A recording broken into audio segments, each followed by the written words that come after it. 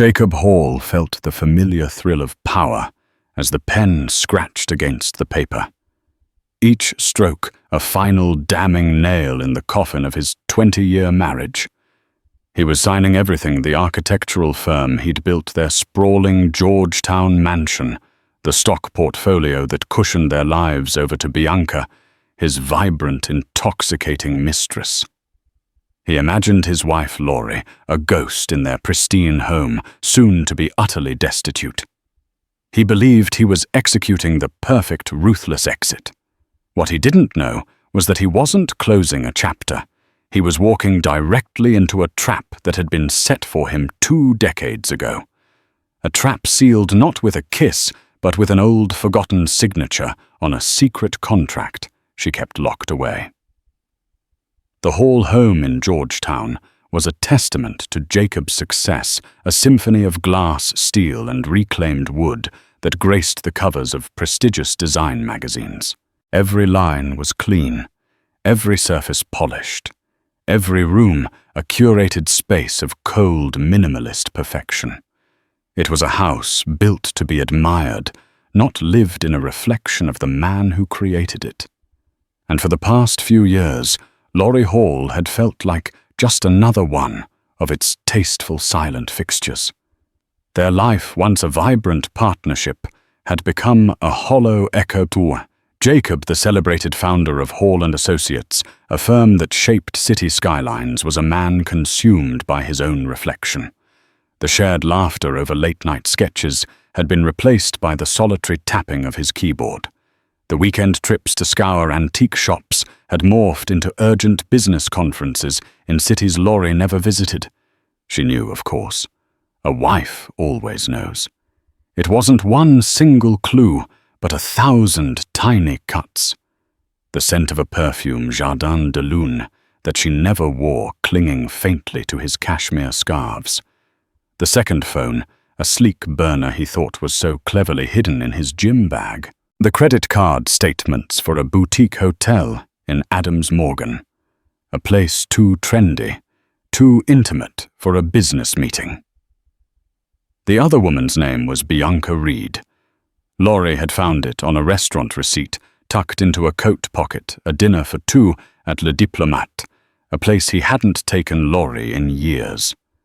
A quick, discreet search revealed a woman 20 years his junior, an ambitious interior designer with a predatory smile and an online portfolio filled with sensual, bold designs.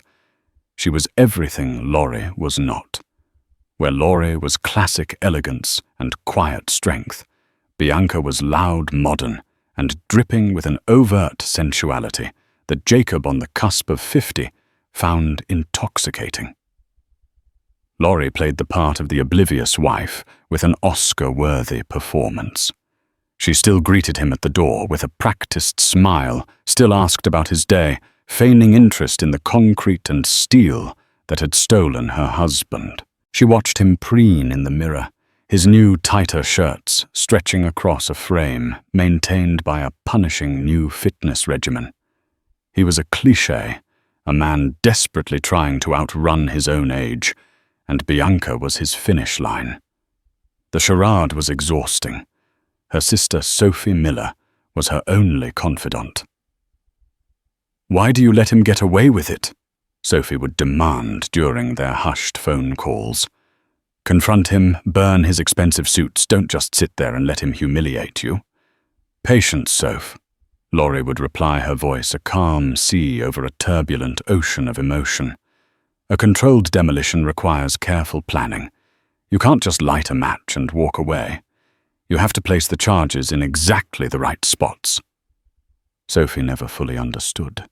She saw a doormat. She didn't see the strategist. The turning point came on a Tuesday evening. Jacob arrived home unusually late, smelling of champagne and that damnable perfume. He strode into the kitchen where Laurie was arranging flowers, his face flush with a cruel sort of glee. He didn't bother with pleasantries. "Laurie, we need to talk," he announced, his tone dripping with false solemnity. She turned slowly, placing a white rose into the vase. "Oh," It must be important. You haven't wanted to talk in years, Jacob. He ignored the barb, pulling a thick manila envelope from his briefcase and slapping it onto the cold white marble of the kitchen island. The sound echoed in the cavernous room.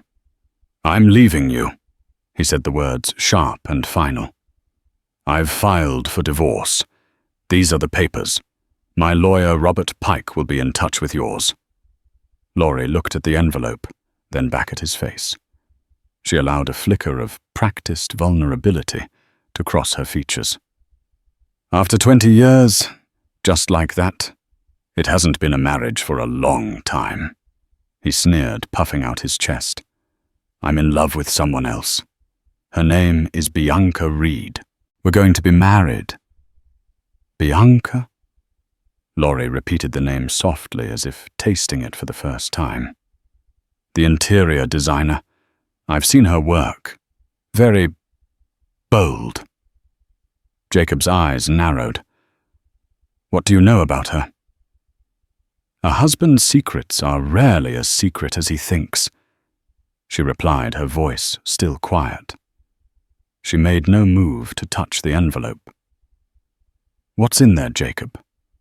"The terms of my surrender." His smirk returned wider and more arrogant this time. "The terms of your new reality. The house is mine. The firm is mine. The assets are mine. I built this life, Laurie. You just lived in it. I'll give you a one-time settlement. Enough for you to find a small apartment somewhere quiet. It's more than generous, considering you haven't worked a day since we were married. The dismissal, the erasure of 20 years of her life, the dinner parties she hosted to charm his clients, the financial plans she helped him draft in the early days, the emotional scaffolding she provided that allowed him to build his empire. It was a breathtaking act of cruelty. He truly saw her as nothing more than a decoration. She held his gaze, letting the silence stretch. For a moment she allowed the mask to slip, letting him see a sliver of the ice in her veins. "Is that all, Jacob?" He was taken aback by her lack of hysteria. He had expected tears, pleading, screaming. Her composure was unsettling. "Yes," he said, his voice losing some of its bluster. "That's all." "Then I think you should leave," she said, turning back to her flowers. "This is still my home, until a judge says otherwise." He scoffed, grabbing his briefcase. "Enjoy it while you can. The locks will be changed by the end of the week." As he walked out, slamming the front door behind him, Laurie didn't flinch. She carefully snipped the stem of another rose and placed it in the vase. The arrangement was perfect. Everything was proceeding exactly as planned. She walked over to the marble island, picked up the thick envelope, and dropped it unopened into the kitchen trash. She didn't need to read it. She already knew what her next move was. It was a move she had prepared for 20 years ago. Jacob Hall felt reborn. Leaving Laurie was like shedding a heavy, outdated coat. In its place was Bianca Reed, a woman who was not a quiet accessory to his life but the main event. She was a vibrant slash of color in his monochrome world, her laughter echoing through the halls of the Georgetown house that she was already mentally redecorating. "We have to get rid of all this beige," Bianca declared, running a perfectly manicured hand over a suede wall panel in the living room. "It's so funereal. I'm thinking jewel tones, emerald green, sapphire blue, and gold accents. Lots of gold." Jacob watched her mesmerized. She wasn't just his lover. She was his muse, his validation. She made him feel young, powerful, desired. "Whatever you want, my love," he said, pulling her close. "This house is yours to transform." His lawyer, Robert Pike, a man with a jaw as square as his legal ethics, had been clear. "The divorce will be messy if she fights," Pike had warned. Laurie was there from the beginning, A judge might see her as an integral part of your success. She was a history major who became a housewife, Jacob had scoffed. She arranged flowers and planned dinner parties. The firm, the money, that was all me. Perception is everything, Jacob.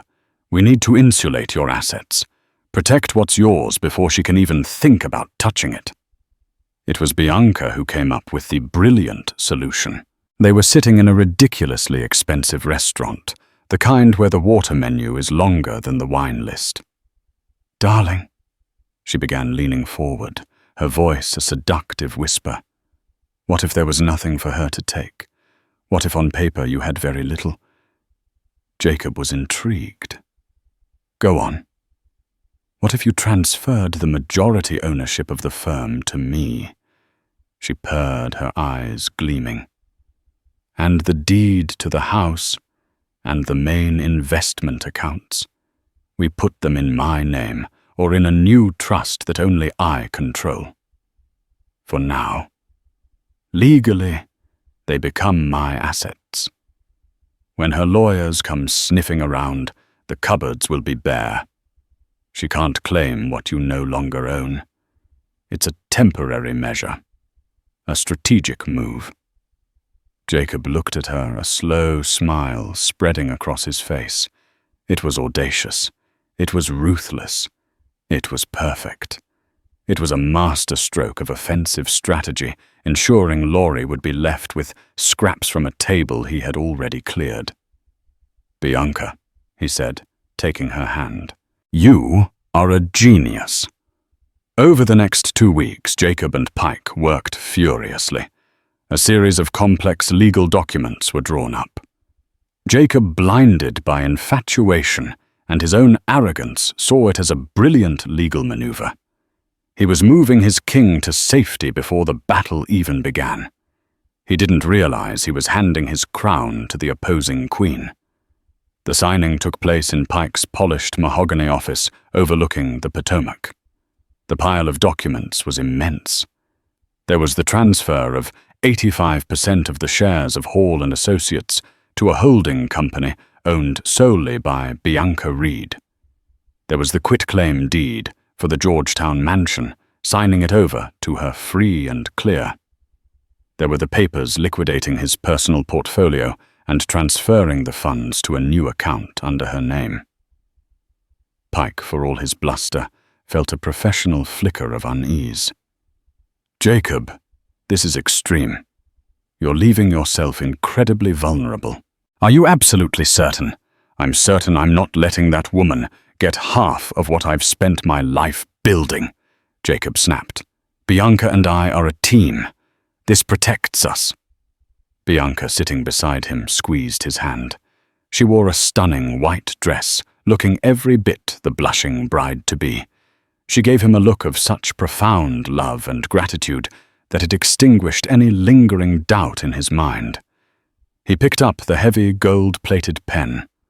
One by one, he signed the papers. With each signature, he felt a weight lift. He was building an impenetrable fortress around his future, around his life with Bianca. The ink flowed black and final.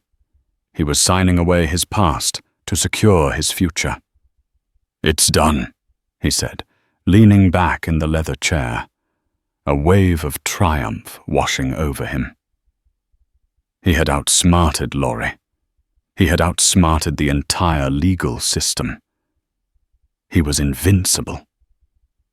Bianca leaned over and kissed him a long, lingering kiss that tasted of victory. "Now nothing can touch us, darling," she whispered. That evening they celebrated with a bottle of champagne that cost more than a month's rent on the kind of apartment he'd designated for Laurie. They toasted to their future, to their brilliance, to their love. "To the new era," Jacob said, raising his glass. "The Hall Reed era." "I like the sound of that," Bianca said, her smile as bright and hard as a diamond. As Jacob fell asleep that night, cocooned in the certainty of his own genius, he pictured Laurie's face when her lawyer delivered the news. The shock, the despair. the utter helplessness. He imagined her in a small, sad apartment, surrounded by the ruins of her life, while he and Bianca ascended to ever greater heights. The thought gave him a deep, satisfying sense of peace. He had won. The game was over. With the ink on the transfer documents barely dry, Bianca Reed's transformation was immediate and absolute. She was no longer just the mistress, the other woman hiding in the shadows. She was the matriarch in waiting, and she began to act the part with a voracious and unapologetic zeal. Her first order of business was the house. The quiet, elegant world Laurie had curated was dismantled piece by piece. The neutral-toned silk rugs were rolled up and replaced with bold, abstract monstrosities. The understated landscape paintings were taken down, leaving ghostly rectangles on the walls, soon to be covered in garish metallic wallpaper. Contractors swarmed the property, their trucks churning up the manicured lawn. Bianca directed them with the air of a conquering general, pointing and gesturing her voice, sharp and decisive. "This entire wall needs to go," she announced in the master suite, waving a dismissive hand at the custom-built mahogany bookshelf. "I need a dressing room. Think Rodeo Drive boutique, marble mirrors and a champagne fridge." Jacob, besotted, agreed to everything. He saw her decisiveness not as greed, but as passion. Her extravagance was not a warning sign, but a celebration of their new life. He was funding her vision, and in doing so he felt he was co-authoring their glorious future. She took to her new position as majority shareholder of Hall & Associates with equal gusto. She didn't understand the intricacies of structural engineering or urban planning, but she understood power. She had a new office, Jacob's old corner office, redecorated in white leather and chrome. She would sweep into the firm in the late morning, dressed in designer outfits that cost more than a junior architect's monthly salary, and conduct reviews. She would walk through the studio peering at complex blueprints and 3D models. "The lines on this building are too severe," she'd pronounce, tapping a long crimson nail on a design that had taken a team of architects months to perfect. "It needs more glamour. Add a water feature, and maybe some gold leaf on the facade." The senior partners, men who had worked with Jacob for decades, were aghast. They tried to reason with him in hushed, urgent meetings. "Jacob, she's compromising the integrity of the firm's designs," said Frank Gerber, his oldest colleague. "We're architects, not Vegas hotel decorators. Our reputation is on the line." "Bianca has a fresh eye," Jacob would retort, his defensiveness growing with each complaint. "She's bringing a new energy to the brand. You're all just stuck in the past. It's time for a change." His loyalty to Bianca was absolute, creating a toxic, impenetrable shield around her. Employees began to whisper in the hallways. Morale plummeted.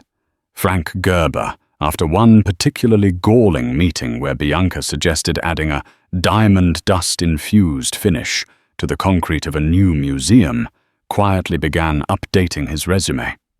Bianca's personal spending was astronomical. She had a black American Express card with no limit, and she used it as a weapon.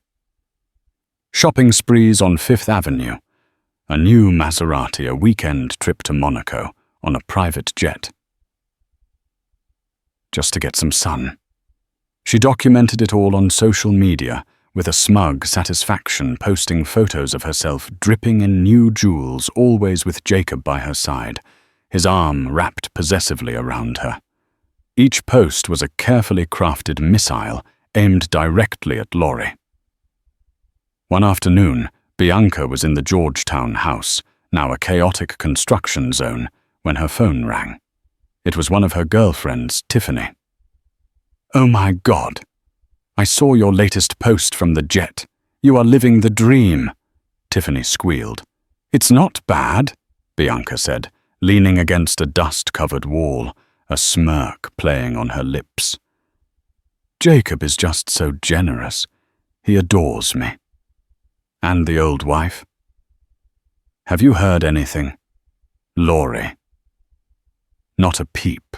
Apparently her lawyer received the divorce filing and the settlement offer. It was a pittance.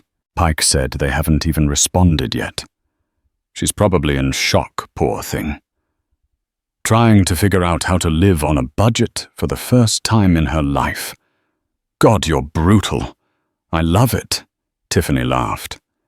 You really pulled it off. You have everything. Everything and then some, Bianca agreed. The firm is practically mine. The house is mine. He's so terrified she'll get a piece of him that he's handed it all to me for safekeeping. It's the most romantic thing a man has ever done for me. She hung up the phone, a deep sense of satisfaction settling over her. She looked around at the half-demolished room. She was erasing Laurie from this house, from Jacob's life, from history itself. She had won. It was an unconditional surrender. She was queen of a new empire, and Jacob was her willing, adoring subject. The idea that she was merely a placeholder, a temporary guardian of assets that would soon be ripped from her grasp, never once crossed her mind. In her world, the game was over. The throne was secure, and the future was paved with gold. While Bianca was loudly redecorating her new kingdom, Laurie Hall was quietly preparing for war. Her base of operations was not a disheveled apartment as Jacob imagined, but her sister Sophie's elegant brownstone in DuPont Circle. The guest room had been converted into a command center. The bed was neatly made, but the large oak desk was covered in neat stacks of documents, financial statements and legal pads filled with her precise, elegant handwriting. Laurie wasn't in shock. She was focused. The past few years of Jacob's emotional abandonment had been a painful but effective training ground, forging her sorrow into a core of pure, cold resolve. Her first call the day after Jacob had slammed the door on their marriage was not to a divorce lawyer. It was to Ms. Audrey Chen, a partner at a boutique law firm specializing in corporate and contract law. Audrey was a formidable woman in her early 50s with razor-sharp intelligence and a reputation for surgically dismantling the cases of her opponents. They had met years ago on a charity board, and Laurie had been impressed by her no-nonsense demeanor. They met in Audrey's minimalist office, a space as clean and precise as her legal arguments. Laurie was the picture of composure, dressed in a simple navy blue dress, her demeanor calm and collected.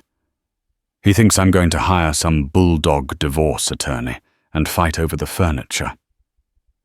Laurie began setting her leather satchel on the table. He's prepared for that. He's not prepared for this. From her satchel, she produced a single leather-bound folder. It was old, the leather worn smooth at the edges. She slid it across the glass table to Audrey. Audrey opened it. Inside was a document, yellowed with age, dated 21 years ago, 6 months before Laurie and Jacob were married. The title at the top read Founding Partner Agreement for Hall & Associates. Audrey's perfectly sculpted eyebrows rose a fraction of an inch. She began to read. The story was laid out in the precise legal language of the document, but Laurie narrated the human element. My father died when I was 24. She explained, her voice even. He left me a significant inheritance. Not a fortune, but substantial. Jacob at the time was brilliant and ambitious, but he was working for a large, soulless firm that stifled his creativity. He had a dream of starting his own company, but he had no capital. Laurie had seen his potential. She believed in his vision. But she was also her father's daughter, a pragmatic, shrewd businessman who had taught her to never let sentiment cloud a sound financial decision. I gave him the seed money, she continued. $250,000. It was everything I had. In exchange, I didn't want to be a lender. I wanted to be a partner, a silent partner. I drafted this agreement with my father's old lawyer. It made me a 40% equity partner in the yet-to-be-formed Hall & Associates. Audrey nodded her eyes, scanning the clauses. Standard silent partner agreement, equity stake share of profits. Then she stopped. Her finger rested on clause 12B. Ah, she said softly. Here it is. Clause 12B. The infidelity and dissolution clause. It was an unusual addition to a business partnership agreement, but one Laurie's lawyer had insisted upon. It stated that if the business relationship was ever compromised by a dissolution of their future marriage, and if that dissolution was a direct result of proven infidelity on the part of Jacob Hall, Laurie's 40% equity stake would automatically convert to a controlling interest of 60%. He signed it, Audrey murmured, looking at the two signatures at the bottom. Jacob's was a confident, youthful scrawl. Laurie's was neat and deliberate. He barely read it, Laurie said, a flicker of memory in her eyes. He was so excited about the money, about the chance to build his dream. He said it was just a formality. He said we'd be together forever, so a clause like that would never matter. He called it my little piece of paper and tucked it away. This isn't just a piece of paper, Laurie, Audrey said, a slow, appreciative smile spreading across her face. This is a masterpiece.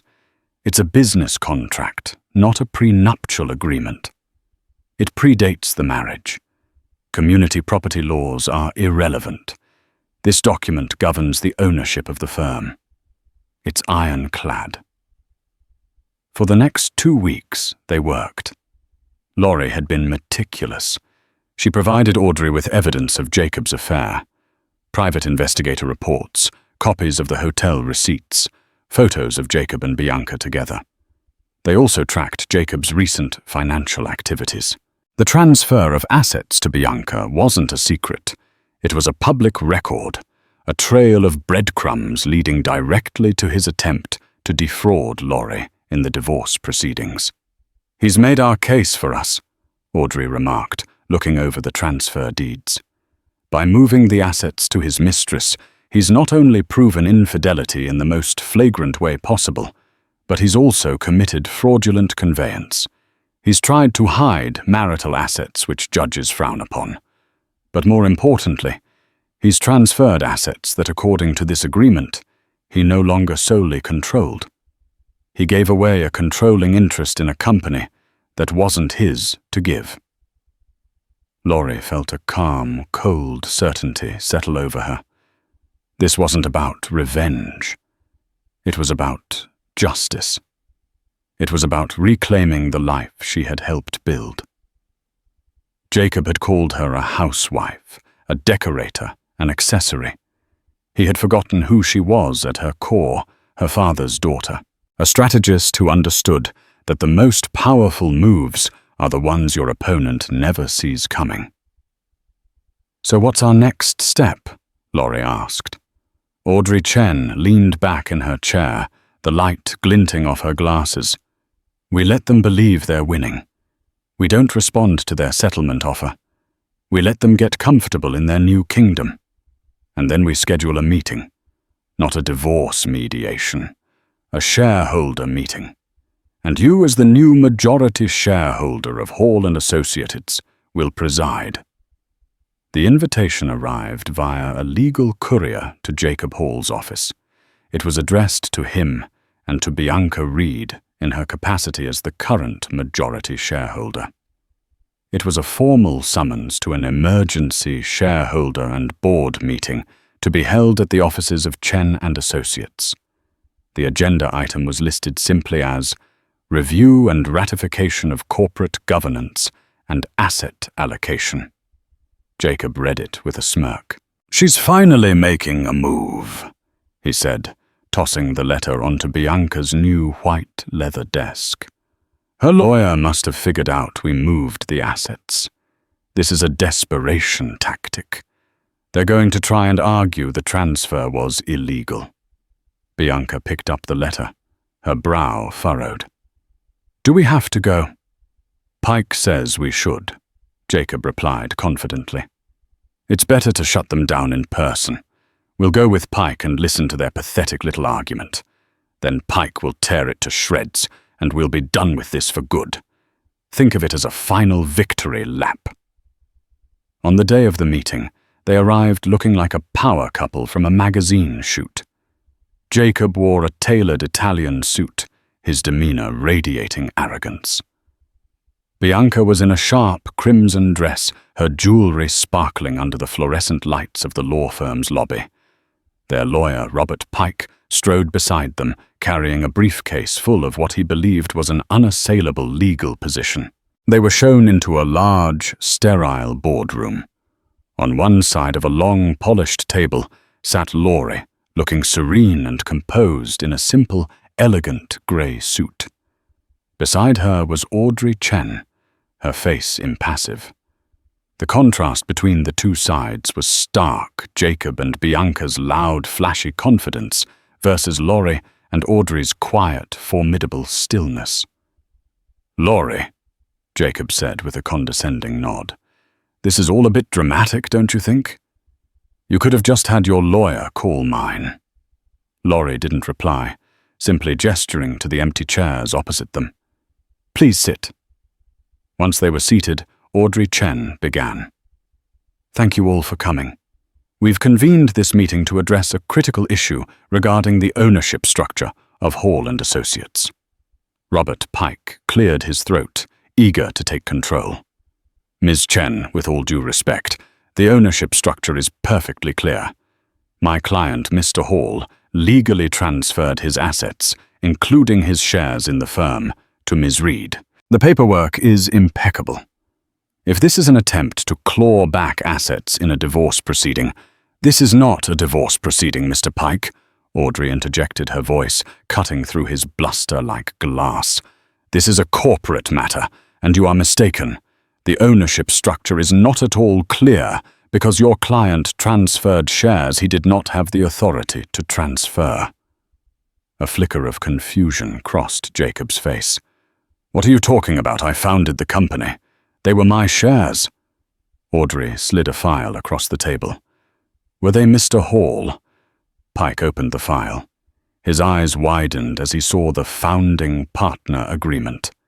He read it quickly, his face paling with each sentence. He stopped at clause 12b, reading it once, then twice. He looked up, his jaw slack. He looked at Jacob, a silent, furious accusation in his eyes. You never told me about this. What is it? Jacob demanded, snatching the paper from his lawyer. He read the clause. The words seemed to swim before his eyes. If the dissolution of their future marriage is a direct result of proven infidelity on the part of Jacob Hall, Laurie Hall's 40% equity stake will automatically convert to a controlling interest of 60%. The air in the room grew thick and heavy. Jacob's face went from tanned and confident to a sickly ashen grey. He looked at Laurie, truly seeing her for the first time in years, not as the quiet wife, but as the architect of his demise. This is ridiculous, he stammered, his voice cracking. This is an old piece of paper. It's not valid. I assure you, it is 100% valid, Audrey stated calmly. It is a legally binding business contract that predates your marriage. We have irrefutable proof of your infidelity, which triggers clause 12b. As of the moment you filed for divorce on the grounds of starting a new life with your mistress, Laurie became the 60% majority shareholder of Hall & Associates. Bianca, who had been watching this exchange with growing panic, finally spoke up. But he signed it all over to me. The firm, the house, it's all mine. Audrey Chen turned her cool gaze to Bianca. Ms. Reed, you are in possession of nothing. Mr. Hall engaged in fraudulent conveyance by transferring assets he did not have the sole authority to transfer. He gave you 85% of a company in which he only held a 40% non-controlling interest. That transfer is null and void. As for the house and the other liquid assets, they were purchased with profits from the firm, a firm in which Laurie has always held a 40% stake. You will be required to return every single dollar. The reality of the situation crashed down on Jacob like a wrecking ball. He hadn't protected his assets. He had gift-wrapped his entire empire and handed it to the woman he had just discarded. Laurie finally spoke, her voice devoid of triumph, filled only with a chilling finality. You were right about one thing, Jacob. You did build a life.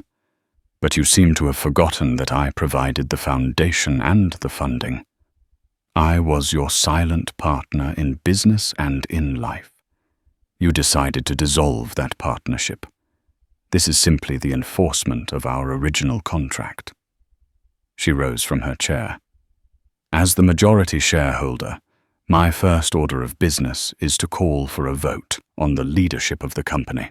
I vote to remove Jacob Hall as CEO and president effective immediately. The motion passes. Jacob sat there stunned into silence, a statue of a broken man. Bianca stared at Laurie, her face a mask of disbelief and horror. The gold-paved future she had so meticulously planned had just evaporated, revealed to be nothing but a fool's dream. The quiet woman in the grey suit held all the cards. She hadn't just won the game. She had owned the entire casino from the very beginning. The silence that followed Laurie's final pronouncement was a living thing, thick and suffocating. For a moment, the only sound in the sterile boardroom was the frantic, shallow breathing of Jacob Hall. The world had tilted on its axis, and he was in a free fall. Robert Pike was the first to move. He slowly closed the file containing the founding partner agreement, the gesture as final as shutting a coffin lid. He leaned over to his client, his voice a furious, sibilant whisper that cut through the tension. A founding partner agreement, with an infidelity clause. You brought me into a war and failed to mention the enemy possessed a nuclear weapon. Why, Jacob? Why in God's name would you not disclose this? It was nothing. A piece of paper from 20 years ago. Jacob hissed back, his eyes wild with panic. It was a formality. Formalities like this don't just go away. They're landmines. Pike shoved his chair back, his face flushed with a mixture of professional embarrassment and rage. We have no position, no leverage, nothing. You're not just exposed, Jacob. You're annihilated. The admission of defeat from his own lawyer finally shattered Jacob's denial. A raw, guttural roar tore from his throat. He surged to his feet, his hands slamming down on the polished table, rattling the water glasses. You can't do this. This is my life's work. My name is on that marked door. You think you can just walk in and take it? He bellowed, his fury directed solely at the calm, immovable figure of his wife. Audrey Chen rose not with aggression, but with an air of clinical finality. Mr. Hall, your name on the door is now merely a historical artifact. As of this meeting, Laurie, as the legally ratified majority shareholder, has terminated your employment. You are no longer CEO. You are no longer an employee. You are for all intents and purposes a trespasser on corporate property. If you attempt to enter the premises, security will be instructed to remove you. The word struck Jacob with the force of a physical blow, and he sank back into his chair, stunned and gasping. The fight was gone, replaced by the hollow-eyed look of utter devastation. It was then that Bianca, who had been frozen in a state of horrified disbelief, finally erupted. Her carefully constructed facade of the sophisticated heiress-in-waiting crumbled into dust, revealing the raw, grasping desperation beneath.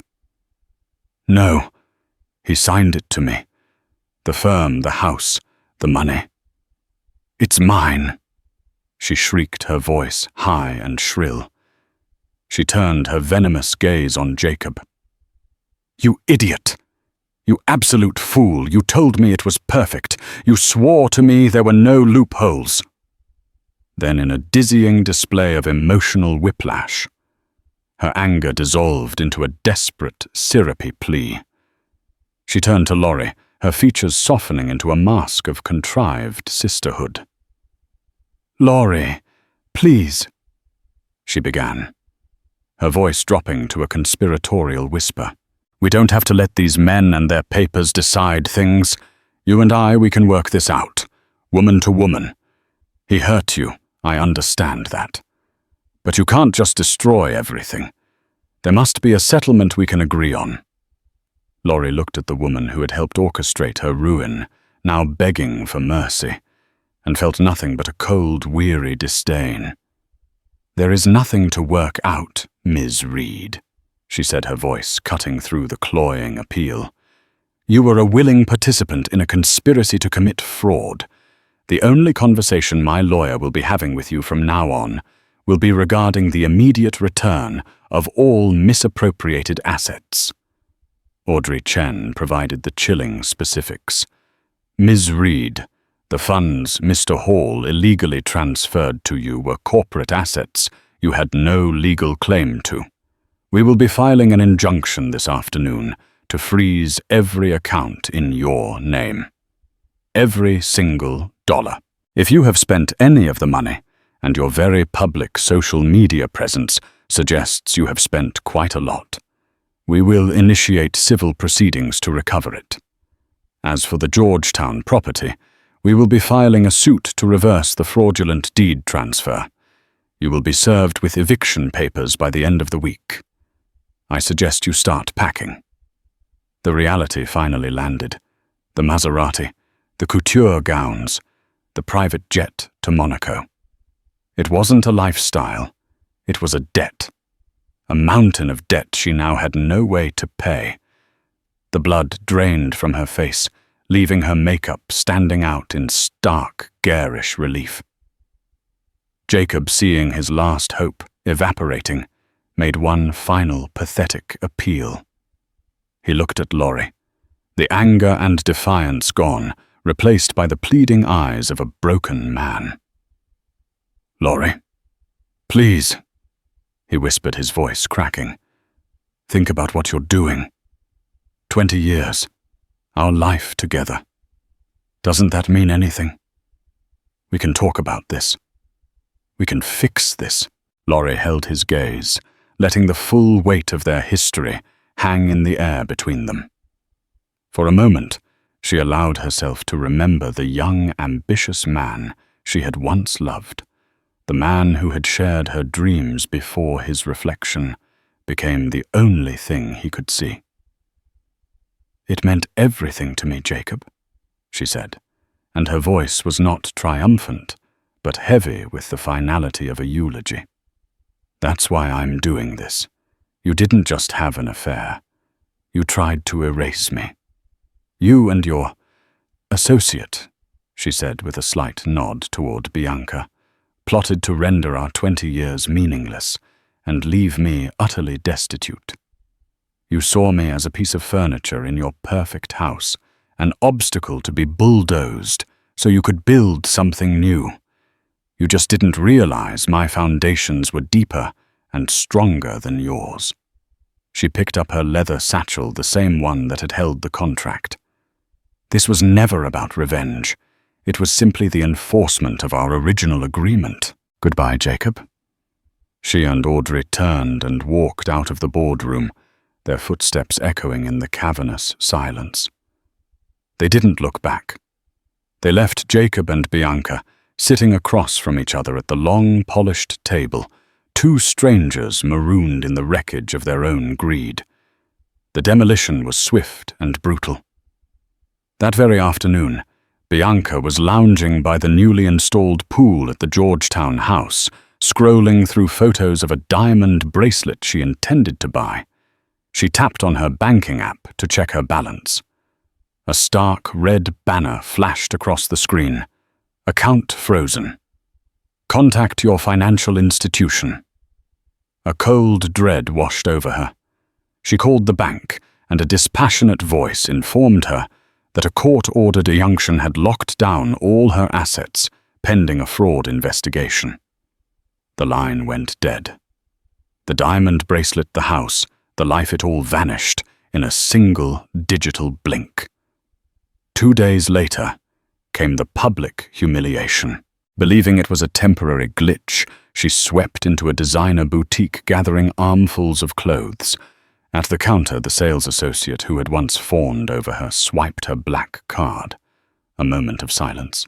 He swiped it again. A quiet but clear beep echoed through the hushed store. "I'm sorry, Ms. Reed," the associate said, his voice laced with condescending pity. "It's been declined."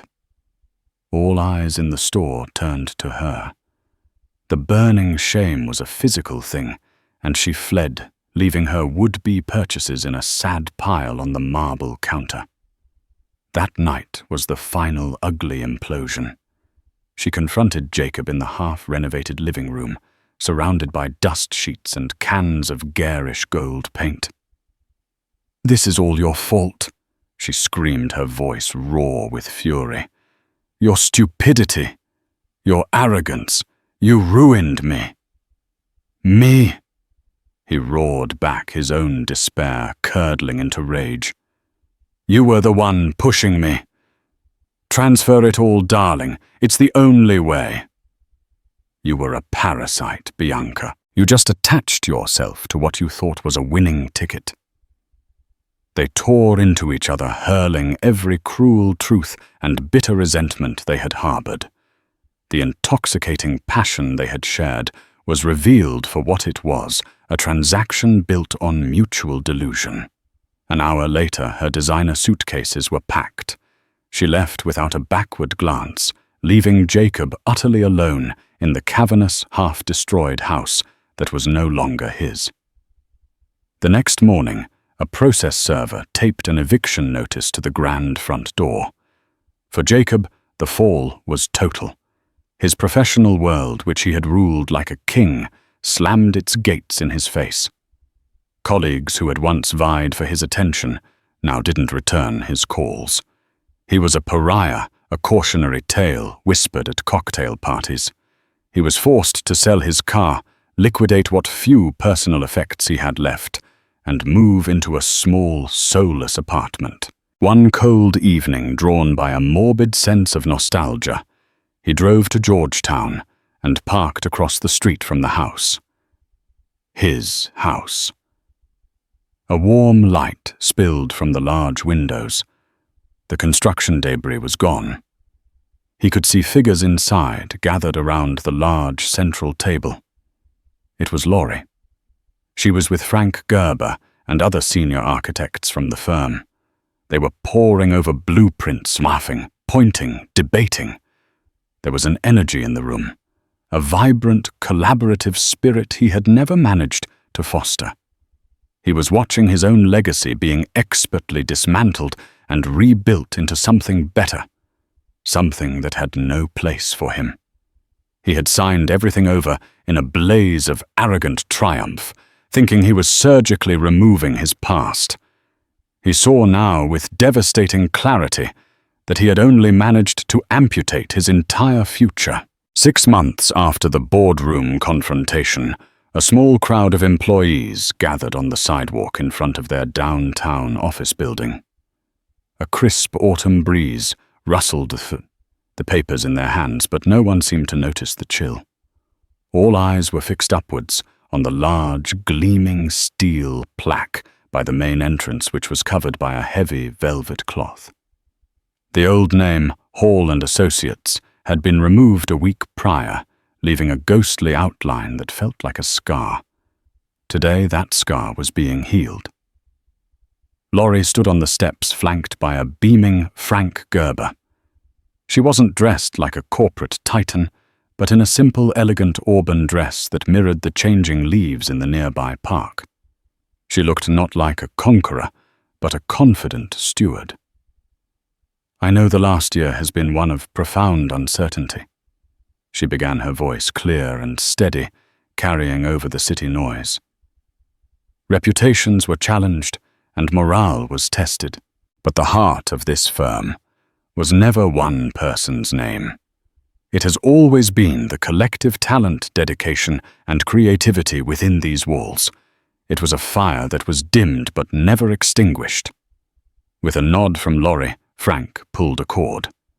The velvet cloth slid away, revealing the newly etched name, Phoenix Design Group. A murmur of approval went through the crowd, followed by spontaneous, heartfelt applause. The name was perfect. It wasn't just a rebranding. It was a declaration of principle, a symbol of a magnificent rebirth from the ashes of ego and deceit. Phoenix Design Group will be a place of collaboration, not ego. Laurie continued, a genuine smile gracing her lips. A place where great ideas are nurtured, no matter who they come from. And a place where we will not just build structures, but build a legacy of integrity and purpose. Welcome to a new beginning. This was not just rhetoric. In the months that followed, Laurie's leadership proved to be a quiet revolution. She was a constant presence, not locked away in a corner office, but walking the studio floors, learning the names of junior draftsmen and interns. She remembered details about their lives, asked for their opinions, and listened with an intensity that made people feel truly seen. She didn't pretend to be an architect. She celebrated the fact that she wasn't. "My job is to clear the path so that you, the brilliant minds, can create," she often said. She implemented a generous profit-sharing plan, directly linking the company's success to the rewards of every single employee. She established paid sabbaticals for senior staff to travel and find new inspiration. She personally negotiated contracts, bringing a warmth and shrewdness to the table that clients found both charming and formidable. Where Jacob had commanded with bluster, Laurie persuaded with logic and grace. The firm, unshackled from its toxic past, began to land the kind of prestigious contracts Jacob had long coveted, but failed to secure the new city library, a marvel of sustainable design. A community arts center for underprivileged youth, a pediatric hospital wing designed to feel more like a magical forest than a medical facility. They were projects with soul. Laurie's personal life underwent a similar deliberate reconstruction. The Georgetown house was cleansed of Bianca's gaudy influence. The metallic wallpaper was stripped away, the abstract rugs were donated, and the ridiculous champagne fridge in the closet was removed. Slowly, she filled the spaces not just with tasteful art and furniture, but with life. Laughter became a common sound in the hallways, usually courtesy of her sister Sophie. Friends gathered for casual dinners in the kitchen, their conversations flowing easily, without the oppressive weight of Jacob's ego sucking the air out of the room. The house, once a cold monument to a man's ambition, was finally a home. She rarely thought of Jacob. Then one afternoon, while walking back from a lunch meeting, she saw him. He was standing at a bus stop, hunched inside a thin, ill-fitting coat. He looked older, smaller, and utterly anonymous, just another face in the bustling crowd. He was staring up at the new headquarters of a rival firm, a building he had bitterly lost the bid for 2 years ago. There was no triumph in her heart, no surge of vindictive pleasure. There was only a profound and distant pity for a man who had flown so close to the sun on wings of his own making, only to have them melt away, leaving him stranded back on Earth. He never saw her. She crossed the street and continued on her way, the encounter leaving no ripple in the calm surface of her new life. Later that week, she was standing on the balcony of her office, the one that had once been Jacob's. She looked out at the sprawling city, a complex tapestry of steel glass and human endeavor. She traced the lines of the buildings her firm was now creating, feeling a quiet sense of pride that was deeper and more satisfying than any victory. The glass door slid open, and Frank Gerber joined her, holding 2 cups of coffee. "The schematics for the library are coming along beautifully," he said, handing her a cup. "The City Council loves the green roof concept. They said it's the most innovative proposal they've seen in a decade. It was a brilliant touch from that new graduate, Maria, wasn't it?" Laurie smiled. "I knew they'd love it." Frank leaned against the railing, gazing out at the skyline with her. "You have good instincts, Laurie. You know I worked with Jacob for 25 years. He was a talented architect, a visionary in some ways, but he was always building monuments to himself. Every building was a testament to his genius. You're different. You're building a legacy, something that will stand for more than just a name." Laurie watched a plane silently cross the sky. She thought of the old leather-bound contract, the little piece of paper that had sat dormant for 2 decades. It was not a weapon she had forged for revenge. It was a shield, a promise she had made to her younger self and to the memory of her pragmatic father that she would never allow her contribution to be erased, that she would never be rendered powerless. Jacob had been the architect of their life together, but he had forgotten the most fundamental rule of his own profession. A structure, no matter how grand its design, is only as strong and enduring as its foundation, and the foundation had always quietly and steadfastly been hers. Laurie's story serves as a powerful, real-life reminder that the quietest person in the room is often the most observant and prepared. Jacob saw his wife as a relic of his past, someone to be discarded, completely underestimating the steel spine beneath her elegant composure. He was so blinded by his own ego and his mistress's flashy allure that he never considered she had a plan of her own, a masterfully crafted safety net that became an inescapable trap. This story is about more than just infidelity. It's about the devastating consequences of arrogance and the quiet, unyielding power of foresight. What did you think of Laurie's long game? Was her secret contract a stroke of genius or a cold, calculated move? Let us know your thoughts in the comments below. If you found this story of justice and vindication as compelling as we did, please hit that like button, share it with someone who loves a good story, and don't forget to subscribe for more real-life dramas. Your support helps us bring these incredible tales to you every week.